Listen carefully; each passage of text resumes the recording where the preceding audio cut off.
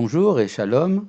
Dans le cadre de l'étude de la pensée du Rav Kook, il est intéressant de voir la manière dont le Rav Kook s'est confronté aux grands mouvements de pensée philosophiques et autres de son époque, des grands courants de pensée qui continuent à nous influencer jusqu'à ce jour.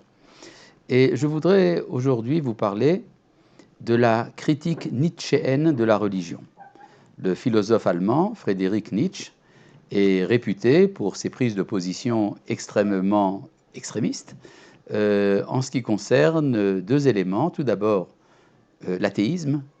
Pour Nietzsche, Dieu non seulement n'existe pas, mais selon son expression, Dieu est mort. J'étais à son enterrement, disait-il. Et d'autre part, la critique morale de la morale. En effet, Nietzsche considère que la morale est un affaiblissement de la stature de l'homme, et qu'en fait, l'homme véritable, c'est ce qu'on appelle le surhumain, en allemand Übermensch, et donc il y a une remise en question de toutes les frontières et de toutes les limites imposées par la religion et la morale aux hommes, comme étant une sorte de mal, dans son livre « Au-delà du bien et du mal ». Voilà, ce sont donc deux éléments qui ont été très influents dans la pensée du XXe siècle essentiellement, et qui, ça a emmené, entre autres, des courants extrêmement graves. Par exemple, ça a été considéré comme une justification du nazisme. Ce n'était pas du tout l'intention de Nietzsche, mais ça a été manipulé, ça a été récupéré par les nazis pour justifier l'idée que l'homme idéal serait un homme délivré des entraves morales et qui pourrait donc revenir à la barbarie, ce qui n'était certainement pas l'intention de Nietzsche, comme nous allons tout à l'heure l'exposer. De plus, il y a une critique donc, de l'idée de Dieu également chez Nietzsche. Or, cette idée-là a également influencé une grande partie des mouvements laïques, Chiloni, du sionisme entre autres, des individus comme par exemple Brenner, qui était un des maîtres à penser du sionisme moderne, ont été profondément influencés par Nietzsche, et encore d'autres tels que par exemple A.D. Gordon, un des fondateurs du mouvement kibboutzik. Et donc on peut très bien se dire, bon après tout ça ne nous concerne pas, Nietzsche a des positions qui sont tout à fait contraires à celles de la tradition d'Israël, de ce point de vue-là il ne nous intéresse pas. Or, justement pour le Rav Kook, c'est là quelque chose d'extrêmement important. Cette critique n'est pas venue par hasard, elle est arrivée à un moment de l'histoire où effectivement il y a eu une sorte d'épuisement de la pensée religieuse et de la tradition morale telle qu'elle était enseignée par le christianisme. Alors, tout d'abord, je voudrais vous parler de la dimension morale. En effet, il y a dans l'exigence morale, il y a quelque chose qui vient s'opposer à la nature de l'homme, de la nature sauvage, ou en tout cas de la nature primordiale de l'homme. Certains ont pensé que l'homme primordial n'était pas forcément un sauvage.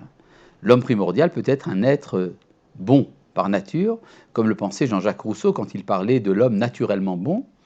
Et c'est une idée qui est d'ailleurs souvent reprise par le Rav Kook sur la base d'un verset de Kohelet, Ha Elohim asa et Adam yachar. Dieu a fait l'homme droit. Vehem ma bikshu chishvonot rabim, mais c'est eux qui ont cherché de nombreux calculs.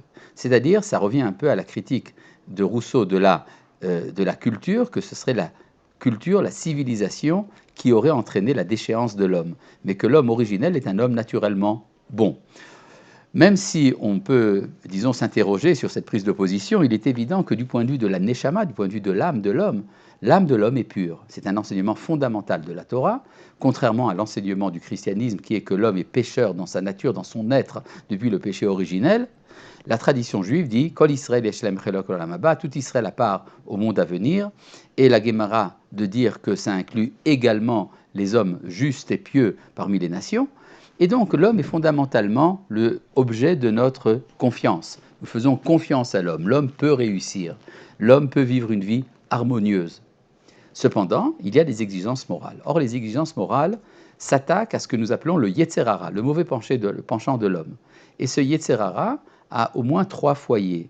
Un foyer corporel, avec les appétits sexuels et autres. Il y a également un foyer au niveau du sentiment, c'est ce qui entraîne la violence, qui peut entraîner le meurtre. Et puis il y a également un Yetzer Hara au niveau intellectuel qui peut entraîner des déviations au niveau, par exemple, de l'idolâtrie, de l'athéisme, etc. Et il y a donc une lutte intérieure au sein de l'homme. Le Talmud nous dit il y a un Yetzer Hatov, un Yetzer Hara. L'homme est naturellement formé de deux éléments, ce qu'on appelle la tendance au bien et la tendance au mal, et cela fait partie intégrante de l'être humain. Et le problème est de savoir comment on peut être confronté, comment, disons, gérer cette lutte intérieure. Alors, il y a un enseignement de Maïmonide qui est la base de l'enseignement du Rav Kook dans sa confrontation avec ce que dit Nietzsche, quand Nietzsche effectivement dit la morale a écrasé l'homme sous le poids de ses exigences. Eh bien, le Rav Kook se réfère donc à un enseignement de Maïmonide, du Rambam, dans son Shmoné Prakim, dans lequel il explique qu'il y a deux manières d'être juste. Le tzaddik, l'homme juste, celui qui fait le bien et qui ne fait pas le mal, peut être motivé de deux manières.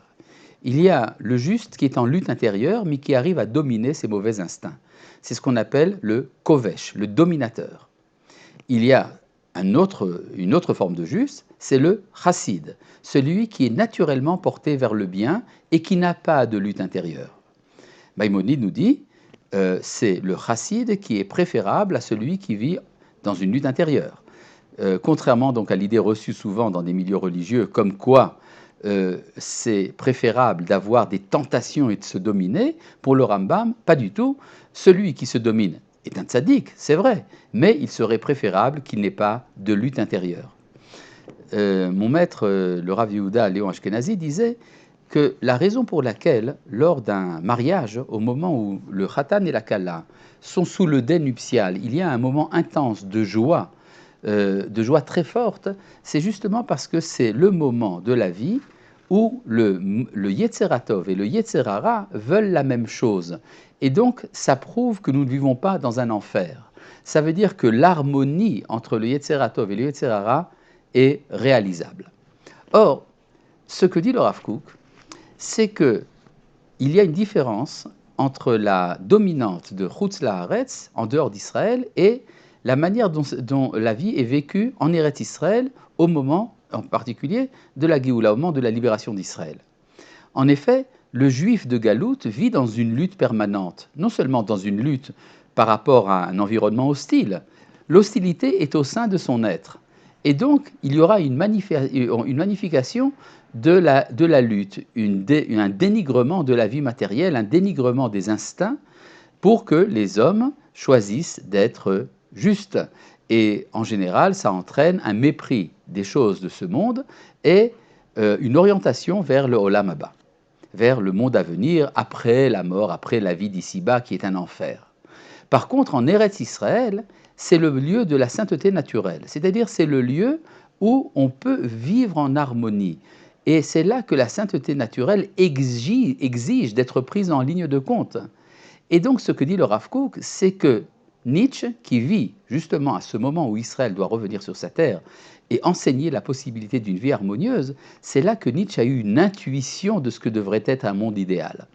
Il avait certainement tort de refuser les grands bénéfices que la morale a donnés aux hommes pendant l'histoire. Et on ne peut pas faire toujours confiance aux hommes. D'ailleurs, on n'a qu'à voir effectivement ce que le nazisme a fait de cet enseignement de Nietzsche. Mais ce que dit le Rav Kook, c'est que Nietzsche a fondamentalement raison dans l'idéal et que la société d'Israël au moment de la Géoula est en route justement vers cette harmonisation. Et ça explique également donc pourquoi est-ce que les pères fondateurs du sionisme laïque ont à un moment rejeté les enseignements de la tradition d'Israël parce qu'ils considéraient justement que ça venait amoindrir la stature de l'homme. Et donc il y a ici une rencontre passionnante entre l'intuition d'un philosophe des nations qui s'est un peu dévié et quelque chose qui se passe au niveau de la providence qui gouverne Israël et qui doit nous ramener à la sainteté de l'homme dans sa stature entière dans laquelle il n'y a plus cette lutte entre la nature et l'âme, entre les exigences de la morale et les exigences de la vie. Il y a à ce propos un très beau midrash cité par le Rav Kook dans Kohelet Rabbah qui nous dit « Dieu a dit à Israël, en ce monde je vous ai donné la Torah, mais dans le monde à venir, je vous donnerai la vie. C'est comme si ça voulait dire que le Midrash admet qu'il y a une sorte d'opposition entre les passions de la vie et la Torah, mais que cette opposition, finalement, va être réglée et harmonisée à la fin de l'histoire. Maintenant, passons au deuxième volet de la pensée de Nietzsche, c'est la critique de l'idée de Dieu. Nietzsche est un athée, un athéiste véritable. Mais qu'est-ce qu'il reproche à l'idée de Dieu? Ce n'est pas pour des raisons logiques, philosophiques, que Nietzsche rejette l'existence de Dieu. C'est pour quelque chose de beaucoup plus profond. Et là, il faut faire attention à la démarche du raisonnement de Nietzsche. Nietzsche dit, si Dieu existe, c'est un être parfait. Et moi, donc, par définition, je serai un être imparfait. Et donc, je ne peux pas ne pas être jaloux de Dieu. Et cette jalousie va me manger, va me dévorer, et elle ne sera jamais assouvie, parce que Dieu est absolument parfait, et moi, je suis, par définition, imparfait. Et donc, cette existence de Dieu crée en moi un mal. Et ça, c'est un mal ontologique, un mal dans l'être. Et ça entre en contradiction avec le présupposé que Dieu est bon. Conclusion, Dieu n'existe pas.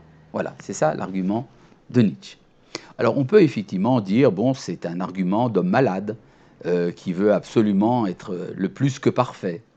Et pourtant, le Rav Kook, dans son livre Orot HaKodesh, dans la partie appelée Ardut HaKolelet qui parle de l'unité divine, prend au sérieux cette critique de Nietzsche. Et il parle en très beaux termes justement de cette jalousie qui se cache dans le cœur de l'homme. Je vous lis ici en hébreu, Yesh yetzer hara nistar meod b'ma'amake hanefesh, kin'a markevet atzamot. Il y a un mauvais penchant qui se cache dans les tréfonds de l'âme et qui dévore les os. Et finalement qui entraîne beaucoup de mal. Et il appelle ça akina amuzara azot, cette jalousie bizarre. Hi akina beloim, c'est la jalousie que l'homme a envers Dieu. Et la solution que donne le Rav Kook à Nietzsche est la suivante. Effectivement, Nietzsche aurait raison si la seule conception que nous avons de la divinité est la conception qu'on appelle monothéiste, c'est-à-dire qui met Dieu d'un côté et le monde de l'autre. Mais il y a également une conception panthéiste, évidemment, qui a été mal exploitée par qui on sait, par certains penseurs, Spinoza et autres, qui ont essayé d'identifier Dieu au monde. Mais, dit le Rav Kook, la véritable conception de la divinité est un monothéisme orienté vers le panthéisme, nettoyé de ses scories. Ce qui voudrait dire qu'en fait, Nietzsche est jaloux de Dieu parce qu'il ne se sait pas inclus dans la lumière divine. Mais à partir du moment où je sais que la divinité inclut tout et que je fais partie de ce tout, eh bien, il n'y a plus de jalousie, il y a harmonie, il y a amour, il y a la joie. Et donc, nous voyons à nouveau comment est-ce que le Rav Kook considère que si un mouvement de pensée est devenu un mouvement important dans l'histoire, c'est que nous avons à en retirer ce que les kabbalistes appellent des étincelles de sainteté.